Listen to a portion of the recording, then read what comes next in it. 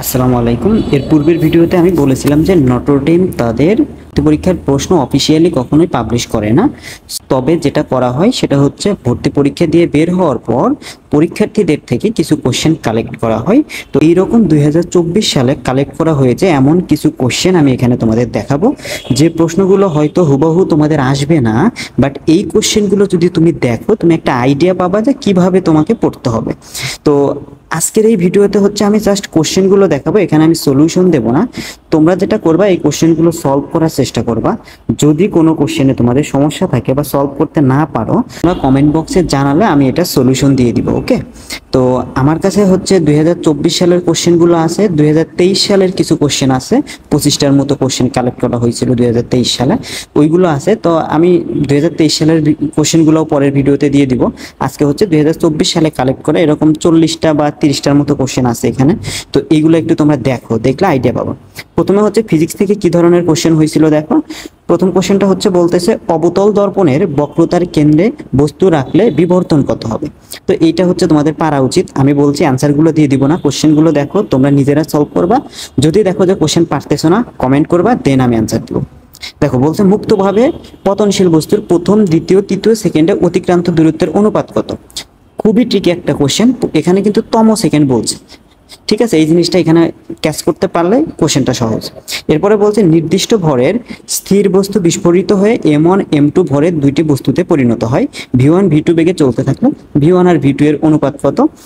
এবার 4 নাম্বার কোশ্চেনে কি বলছে দেখো, দোলকের ববের ঘনত্ব দেওয়া আছে, নির্দিষ্ট স্থানে দোলনকাল হচ্ছে 2 সেকেন্ড, দেন ববের ঘনত্ব দ্বিগুণ করা হয়েছে এবং ওই স্থানের দোলনকাল কত। তো এটা হচ্ছে বেসিক থেকে করা একটা প্রশ্ন। আসলে দোলনকালের সাথে ববের ঘনত্বের কোনো সম্পর্ক আছে কিনা, তো বা থাকলেও কি ধরনের সম্পর্ক বা আদৌ আছে কিনা, এগুলো এটা তোমাকে জানতে হবে, তাহলে এই কোশ্চেনটা খুবই সহজ। এরপরে 5 নম্বরে কি বলছে দেখো, যে বস্তুর ভরবেগ এত, গতিশক্তি যদি দ্বিগুণ করা হয় তাহলে ভরবেগ কত হবে। তো এখানে হচ্ছে ভরবেগের সাথে কাইনেটিক এনার্জির রিলেশনটা তোমাকে জানতে হবে, তাহলে তুমি এই কোশ্চেনগুলো খুব সহজে অল্প সময়ের মধ্যে অ্যান্সার করতে পারবা। 6 নম্বরে বলছে হচ্ছে শব্দের তীব্রতার একক কত। এই হচ্ছে ফিজিক্স থেকে মোটামুটি 6টার মতো প্রশ্ন ছিল। আচ্ছা, এরপরে হচ্ছে কেমিস্ট্রি। কেমিস্ট্রিতে দেখো প্রথম কোশ্চেনটাই হচ্ছে অর্গানিক কেমিস্ট্রি থেকে দিয়েছে, এবং এখানে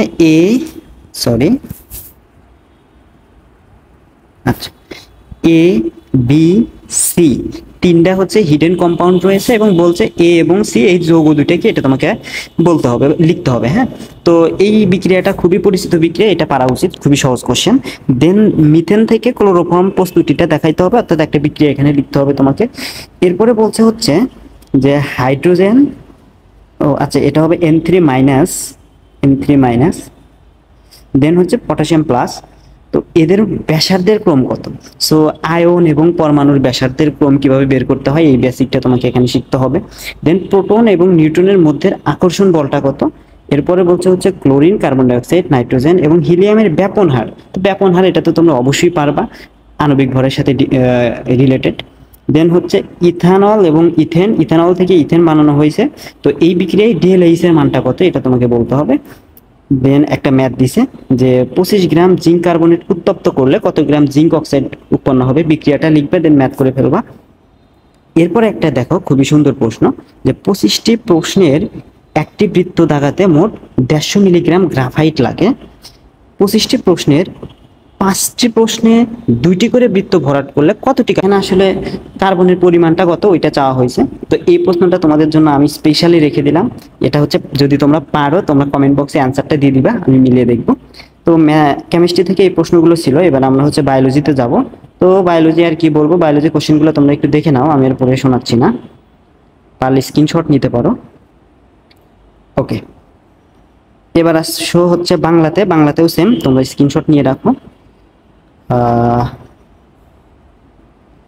দেন হচ্ছে ইংলিশ, আচ্ছা ইংলিশেও তোমরা স্ক্রিনশট নিয়ে রাখো, তোমরা জাস্ট আইডিয়া পাবা যে কী ধরনের কোশ্চেন।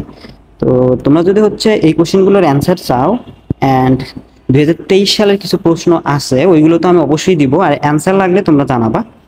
ঠিক আছে, আমরা চলে যাচ্ছি হচ্ছে, আচ্ছা এটা আর একটা কোশ্চেন আছে এখানে। ওকে, আমরা চলে যাচ্ছি হচ্ছে ম্যাথমেটিক্সে। দেখো ম্যাথে খুব সুন্দর সুন্দর প্রশ্ন আছে, বলা হয়েছে a x square plus b x plus c এটা নিশ্চয়ক কত।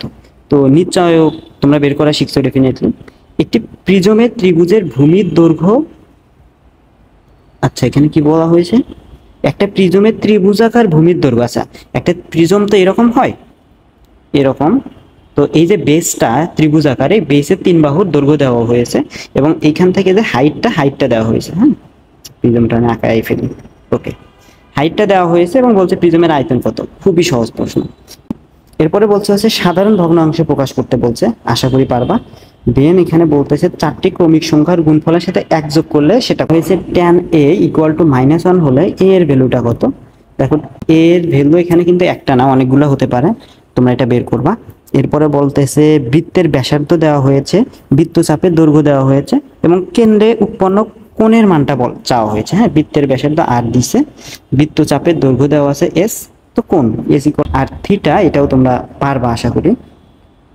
অধিচাপে অন্তর্লিখিত কোণ আর উপচাপে, আচ্ছা অধিচাপ উপচাপ জিনিসটা বুঝতে হবে, কোথায় সূক্ষ্মকোণ হয় আর কোথায় স্থূলকোণ হয়, এগুলো তোমাদের পারা উচিত। এরপরে এই ফাংশনটা রেঞ্জ বের করতে বলছে।